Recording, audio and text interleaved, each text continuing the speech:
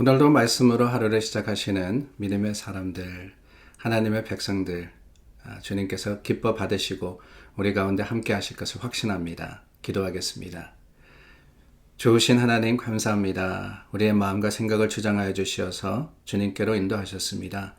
세상에 분주하며 또한 많은 소문이 있지만 주님의 음성을 들을 수 있는 힘과 지혜를 우리에게 허락하여 주시고 그 음성이 우리를 인도할 때 주님의 음성 따라서 생명의 길로 나아가는 오늘 하루의 삶을 살도록 도와주시옵소서.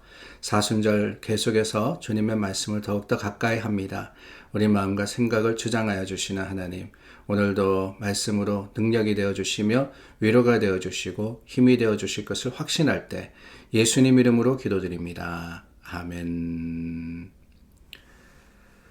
우리 함께 찬송하여서 주님께 나아갑니다. 찬송가 96장, 찬송 96장 함께 찬양하겠습니다.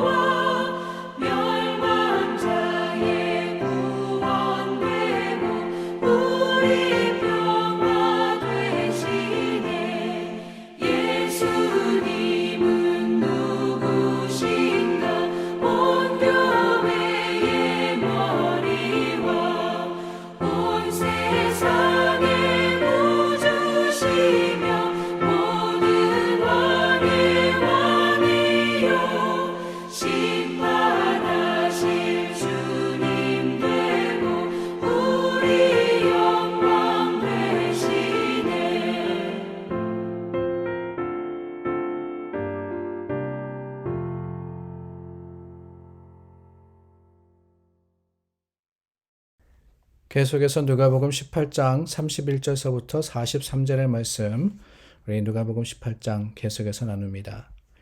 예수께서 12제자를 데리시고 이르시되 보라, 우리가 예루살렘으로 올라가노니 선지자들을 통하여 기록된 모든 것이 인자에게 응하리라.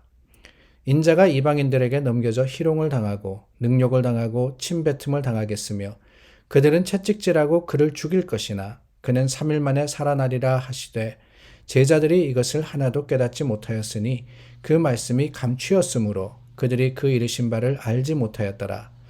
여리고에 가까이 가셨을 때에 한 맹인이 길가에 앉아 구걸하다가 무리가 지나감을 듣고 이 무슨 일이냐고 물은데 그들이 나사렛 예수께서 지나가신다 하니 맹인이 외쳐 이르되 다윗의 자손 예수여 나를 불쌍히 여기소서 하거늘 앞서가는 자들이 그를 꾸짖어 잠잠하라 하되 그가 더욱 크게 소리질러 다윗의 자손이여 나를 불쌍히 여기소서 하는지라.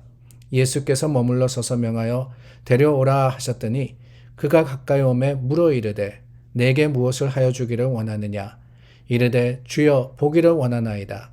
예수께서 그에게 이르시되 보라 내 믿음이 너를 구원하였느니라 하시매 곧 보게 되어 하나님께 영광을 돌리며 예수를 따르니 백성이 다 이를 보고 하나님을 찬양하니라.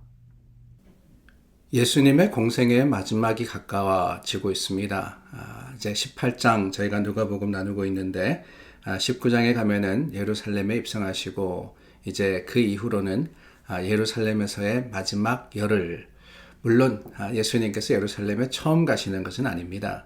그러나 예수님의 사역의 중심지가 이 갈릴리에서부터 점차적으로 예루살렘을 향하게 되었고, 그리고 이제는 예수님께서 목적을 가지고, 분명한 목적을 가지고 예루살렘 성에 들어가시게 됩니다. 그 목적이 뭐냐? 오늘 본문에 나오는 예루살렘에서 모든 예언을 응하게, 그 모든 예언을 이루게 하시려고 한다 그랬습니다. 구약 성경에 나오는 이 메시아에 대한 예언을 이야기하는 것이지요. 하나님께서 메시아를 보내셔서 우리 이스라엘을 또한 세상을 구원하실 것이다 라는 그 예언의 완성이 어디에서 이루어지느냐? 다른 게 아닙니다. 바로 예수 그리스도 가운데 이루어지게 되어 있습니다. 그것을 이루려고 예루살렘 성을 향하신다 말씀을 하시는 거예요. 인자가 이방인들에게 넘겨져서 희롱을 당하고 능욕을 당하고 침뱉음을 당하겠으며 채찍질하고 그를 죽일 것이나 3일 만에 살아나리라. 우리는 잘 알고 있습니다. 이 내용이 무슨 내용이냐? 예수님께서 십자가를 지시고 골고다 언덕을 오르셔서 죽으실 것과 그리고 3일 만에 다시 살아나실 것, 부활하실 것을 예수님은 사실 이번이 처음이 아닙니다. 이미 제자들에게 말씀하셨고 가르치셨음에도 불구하고 문제는 뭐냐? 제자들이 하나도 깨닫지 못했다 그랬어요. 하나도 깨닫지 못했다. 그러고 보면은 참 우리 인간은 미련합니다. 아무리 진리를 들어도 그 진리가 우리 마음에 와닿지 않을 때가 너무나도 많은 것 같아요. 그러므로 인해서 생명이 되는 말씀을 소홀히 하는 때가 얼마나 많이 있습니까? 제자들도 그랬습니다. 이제 3년, 공생의 3년 동안 예수님께서 가르치시고 또한 천국을 보여주셨고 이제 마지막으로 그 십자가를 향해서 가는 순간에도 제자들은 하나도 깨닫지 못했다. 안타까운 일이 아닐 수가 없어요. 그런데 여러분, 그 안타까운 일들을 오늘 우리는 하고 있지 않는가 본문을 보면서 제 자신을 스스로 돌아보지 않을 수가 없었습니다. 그렇습니다. 우리는 믿음 생활하고 신앙인으로서 주님 앞에 서는 자들입니다.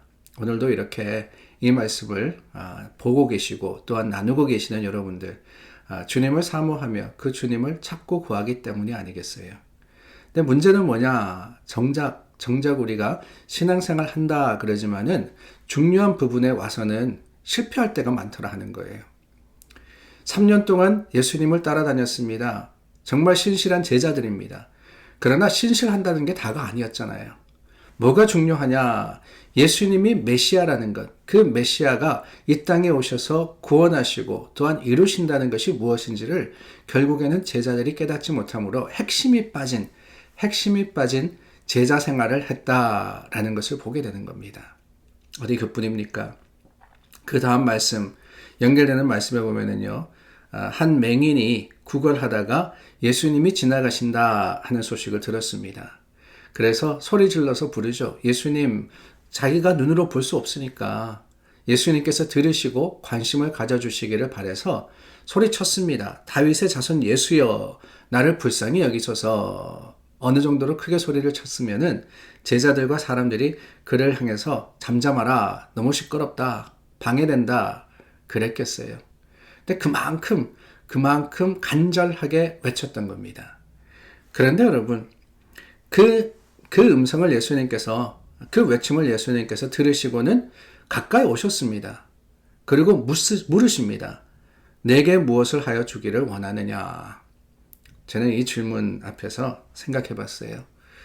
예수님이 과연 맹인이 원하는 것이 무엇인지를 모르셨을까? 하나님이신데, 하나님의 아들 예수님께서 어떻게 모르셨겠어요? 다 아셨을 겁니다. 우리의 마음의 깊은 곳을 헤아리시고 아시는 주님이시지 않습니까? 그리고 정작 맹인의 소리를 들으시고 가까이 왔을 때 그가 보지 못한다라는 것을 아셨을 때 그때 이미 보통 사람이라도 이 사람이 필요한 게 뭐구나라는 것을 아셨을 거예요. 그런데 굳이 물으십니다. 무엇을 하여 주기를 원하느냐? What do you want? What do you want me to do? 왜 물으셨을까? 왜 물으셨을까? 라는 질문이 마음에 꽂혔어요. 왜 물으셨을까?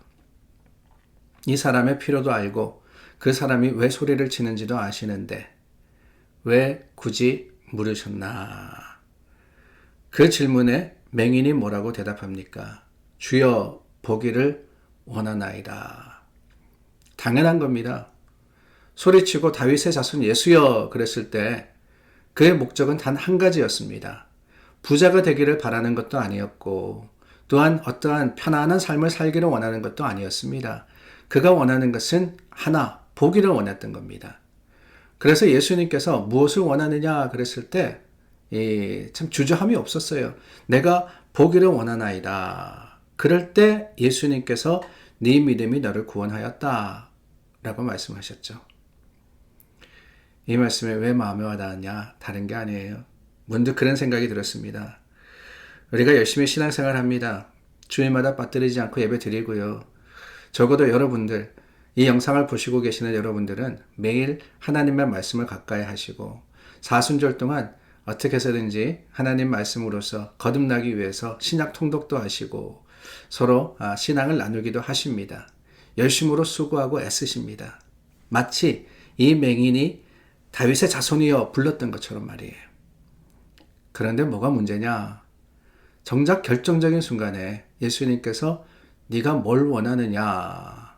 네가 뭘 바라느냐? 그랬을 때 우리는 내가 뭘 위해서 이렇게 신앙생활을 하고 있을까? 그 질문 앞에서 머뭇거리게 되는 것은 아닌가 하는 생각이 들었습니다. 왜?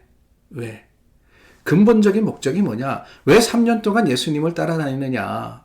왜 3년 동안 예수님을 쫓아왔고 왜 예루살렘으로 가느냐? 그 목적은 죽으시고 부활하시기 원함이었는데 제자들은 그것을 깨닫지 못했어요. 그 뒤에 말씀에도 장애인이, 이 맹인이 예수님을 불렀는데 정작 예수님께서 가까이 오라 그래가지고 네가 원하는 게 뭐냐 그랬을 때 말 못하지 않았을까? 우리 같았으면은 아니 예수님 나를 도우소서 그랬는데 정작 뭘 도와주면 되냐 그럴 때 말 못하고 우리가 그냥 이 frozen이라 그러죠. 얼어버리는 것은 아닐까. 우리 신앙생활이 그럴 때가 많은 것 같습니다. 열심히 합니다. 근데 왜 열심히 하십니까? 복 받기 위해서, 잘 살기 위해서? 그게 아니라는 거예요. 신앙의 그 근본적인 신앙의 목적은요, 구원입니다.